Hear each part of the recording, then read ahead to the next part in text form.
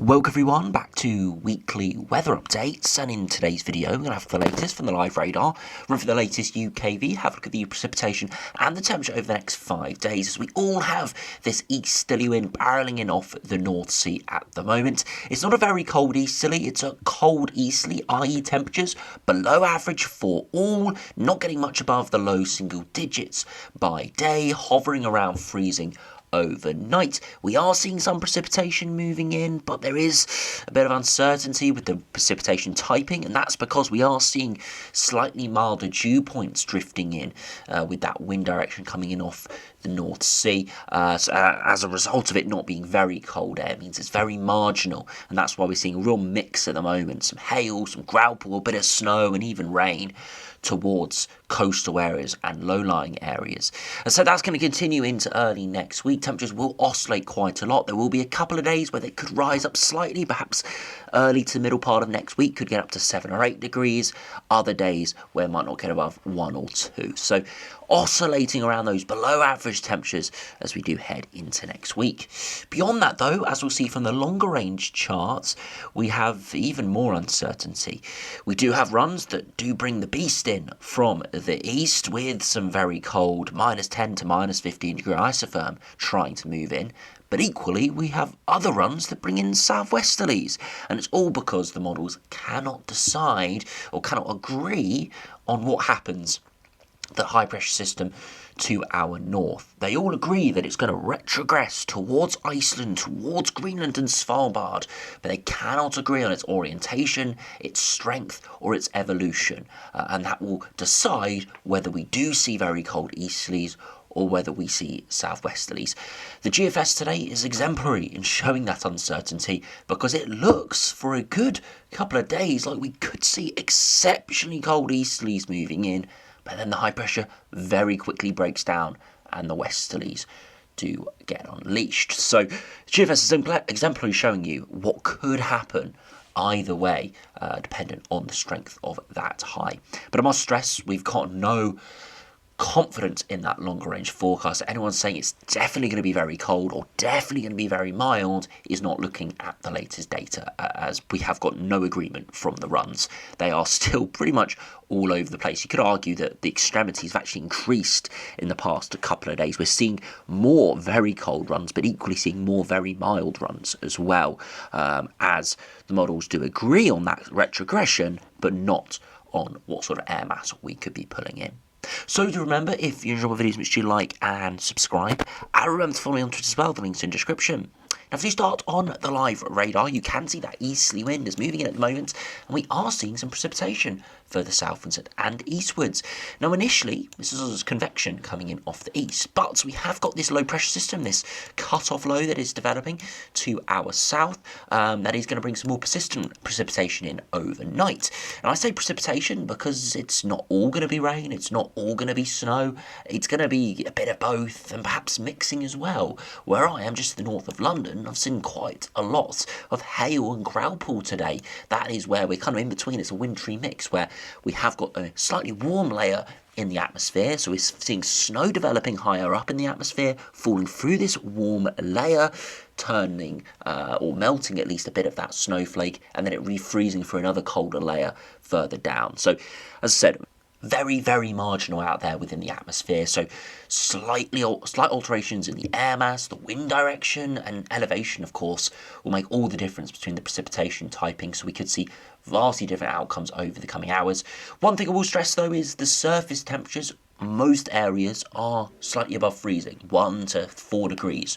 So we're not expecting major settling snow. I think that is out of the picture at this stage. But we could see some temporary accumulations where we do see some snowfall this evening. Could see, as I said, lots of growlpool and hail. I've even seen a sensory of hail out there earlier when we did have a few of these hail growlpool showers clearing through.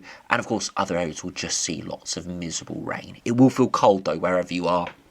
What decides what precipitation you see is more to do with those upper air temperatures, which, as I said, are very marginal and very, very regional, very small differences. making that change to what precipitation you see.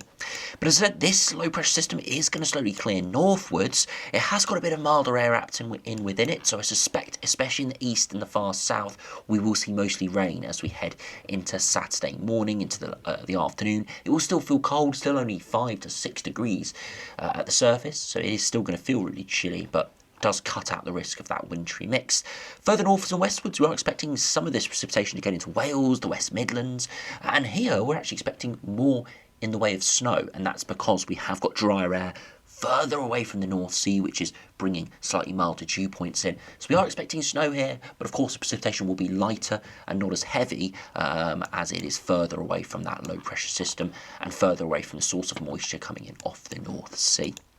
Now, due to put in the temperatures as of around 5 p.m, you can see it is cold, lighter blues pretty much everywhere, indicating temperatures are close to freezing. 1, 2, 3 degrees this afternoon into the evening.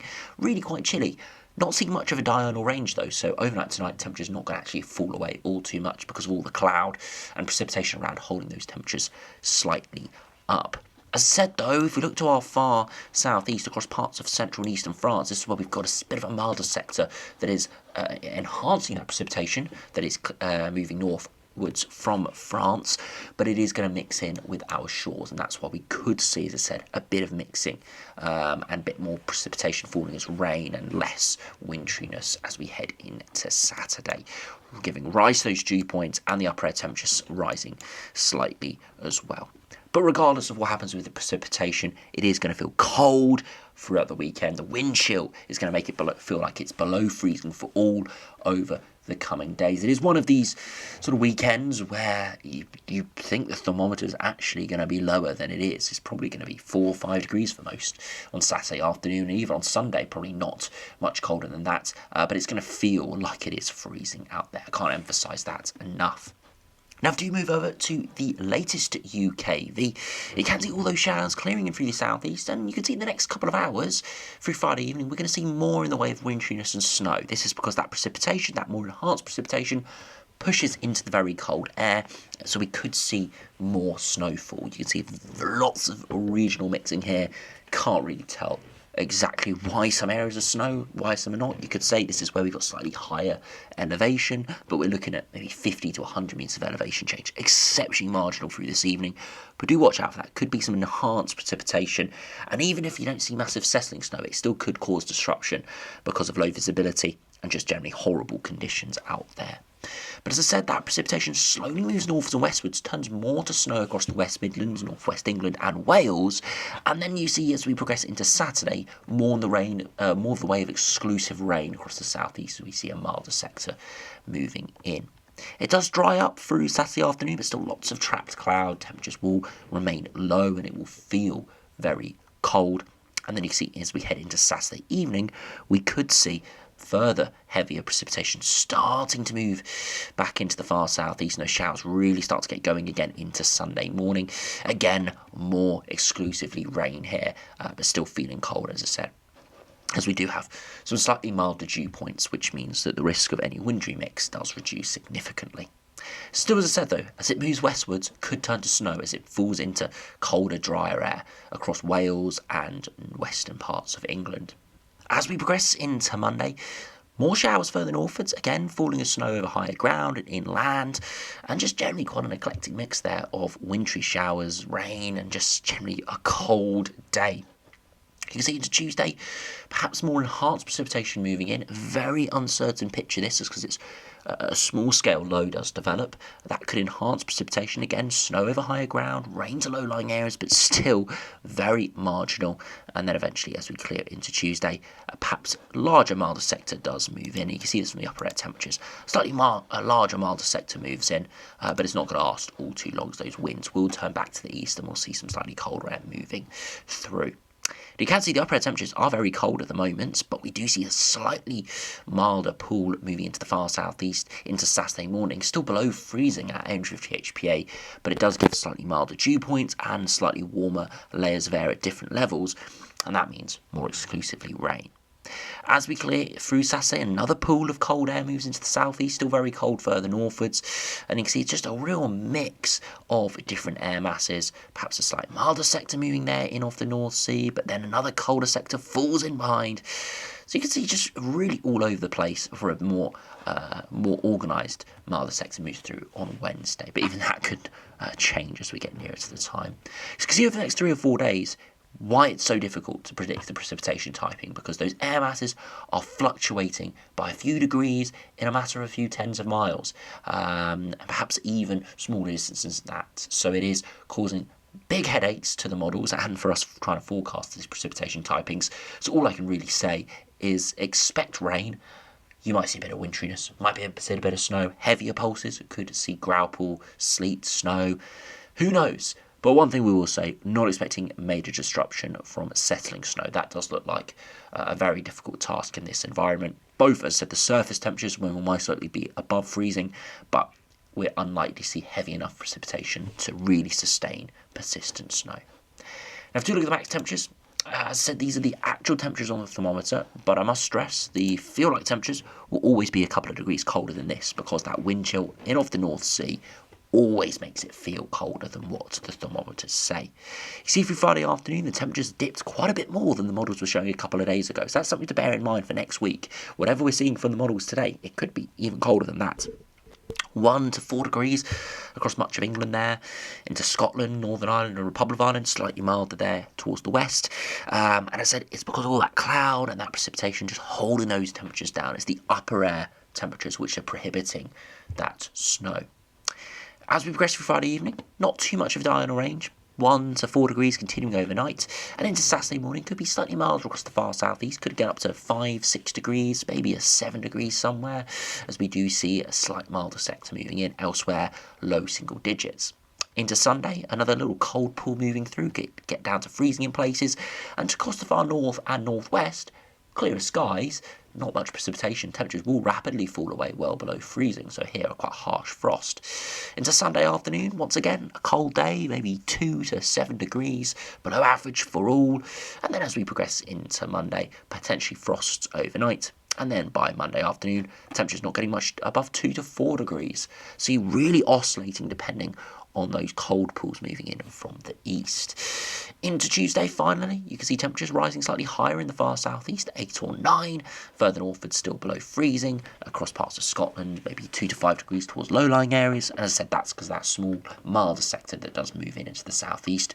But I must stress, that might not occur. We are seeing still lots of oscillations from even these high-resolution runs. So yeah, that might dissipate away within the next couple of outputs. So yeah, we'll keep an eye on that. But all we can say is, at least until Monday, it is going to remain very cold in terms of the feel-like temperature, cold in terms of those thermometer temperatures, and yeah, going to feel really like back in the middle of winter, even though we're not seeing the snow associated with it because of those slightly milder layers of air within the atmosphere. It certainly isn't going to take away from that feel at the surface. Now, do look at the latest GFS. As I said, this is an exemplary run in showing you what could occur later on in February, what sort of battle we could see across our shores. Now you can see the easterly wind continuing to push in at the moment. Again, we won't look at this in detail because we just looked at it on the UKV, but you can see lots of conflicting wind directions. Makes all the difference to those exact surface conditions in terms of temperature and precipitation typing. But all the runs agree. Later on next week, we do see a slight breakdown in that high, but it's because it moves further northwards, and we do see some slight southerly winds moving through Wednesday, Thursday. Could bring in a slightly milder air mass, but perhaps it could be worth it. So look at this huge high pressure block towards Svalbard, Iceland, Scandinavia, and Greenland, and you look at this and you'd think, we are going into the freezer. We are seeing those easterlies getting unleashed all the way from Siberia. Because the big difference between now and a week's time is look at this big cold pool. Right now, we don't have that cold pool, and that means that we are not going to be seeing bitterly cold easterly winds right now. And it's just simply because that cold pool is not there. But the cold pool does move in because the high pressure block to our north eventually forces that cold air into Eastern Europe. Now, what happens in the following days? We start to see those easterlies getting unleashed. Exceptionally cold air, so close to our shores, -10 ice firm, skimming the North Sea coast, but equally positive degree at 850 HPA across the far southwest. A massive temperature contrast. You see this on the temperature deviation from 12 degrees below average there across Denmark into the North Sea. It's around 6 degrees above average across parts of the southwest. And you can see, you'd think the easterly's going to win out here at day 10. We are going to see very cold easterlies. But what happens to the high pressure? It loses its strength. That cold air stays agonisingly close to our east, and the southwesterlies win. And out towards 384 hours, cold air is still very close by, but we don't ever see it fully coming in. So you get to this point and you think the easterlies are going to be unleashed. We've got the block to our north. The wind is moving in now from the east, but the high pressure very quickly breaks down and it dissipates away.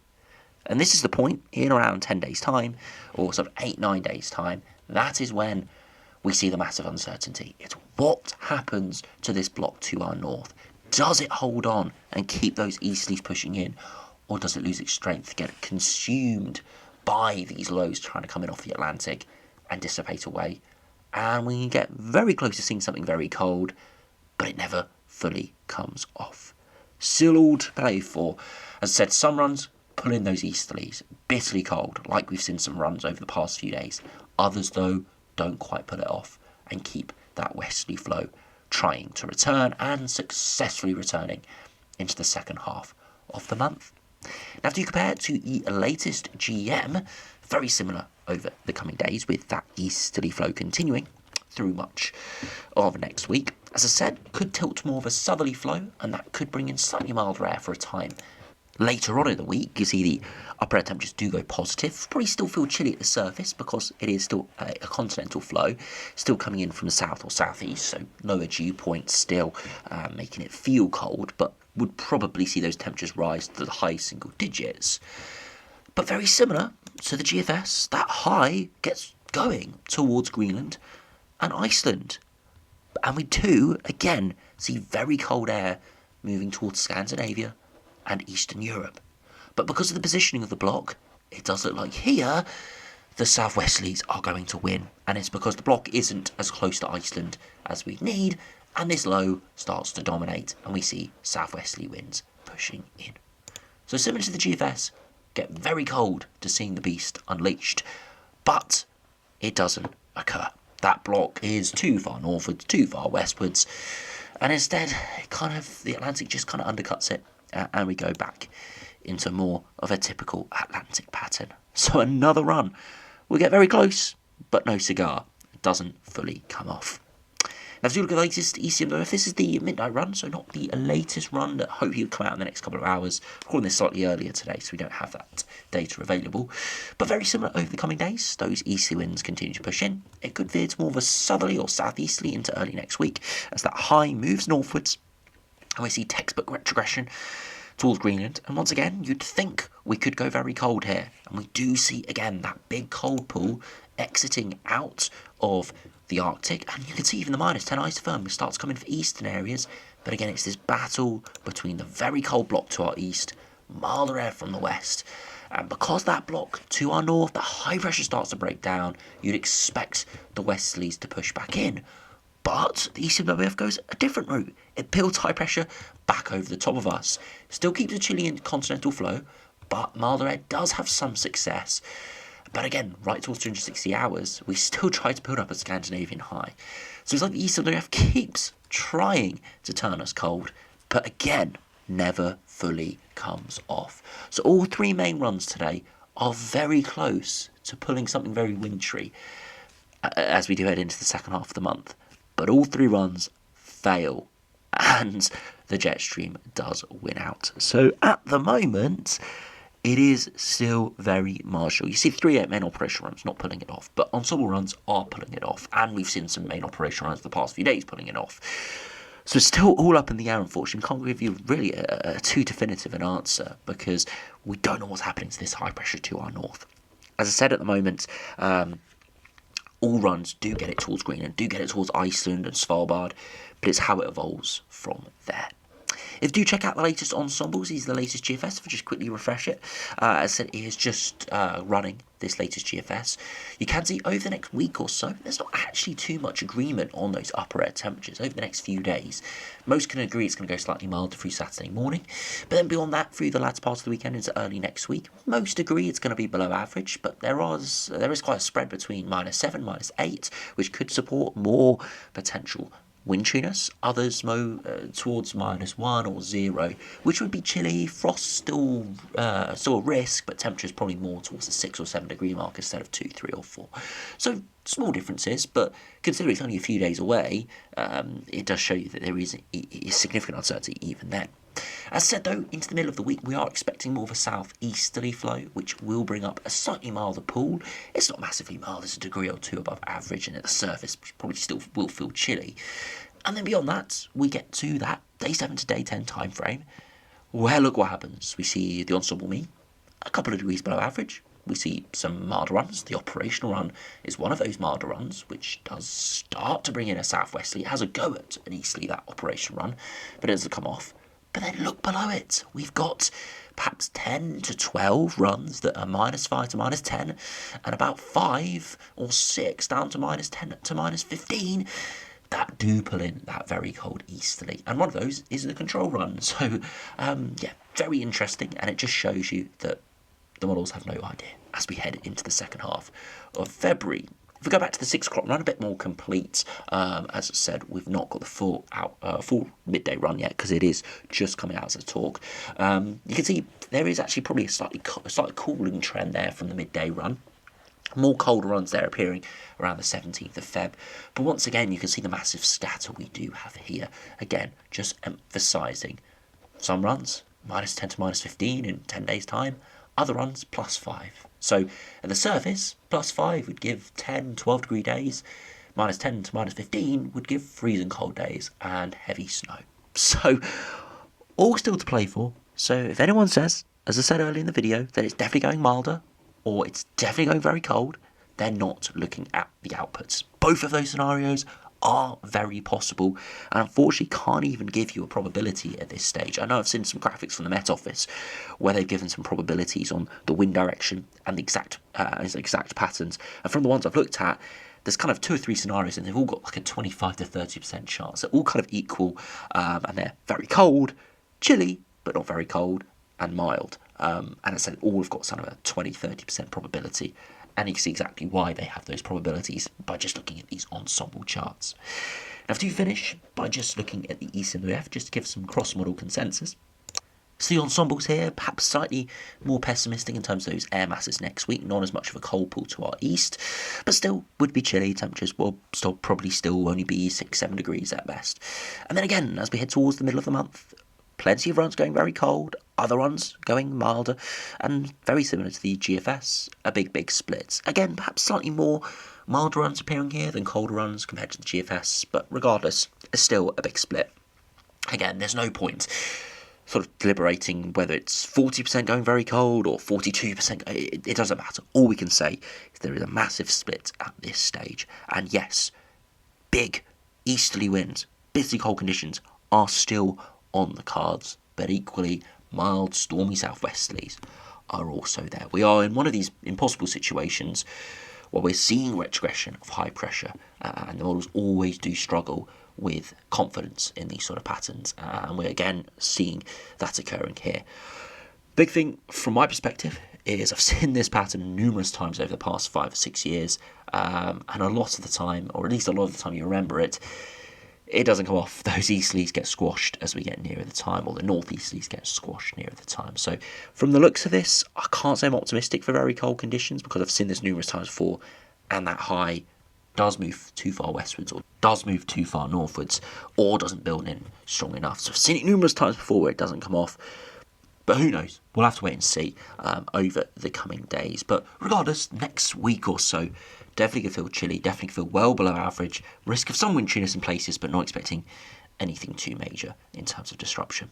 So anyway, thanks for watching. Hope you enjoyed. Subscribe if you're new. And I'll see you again for another video soon.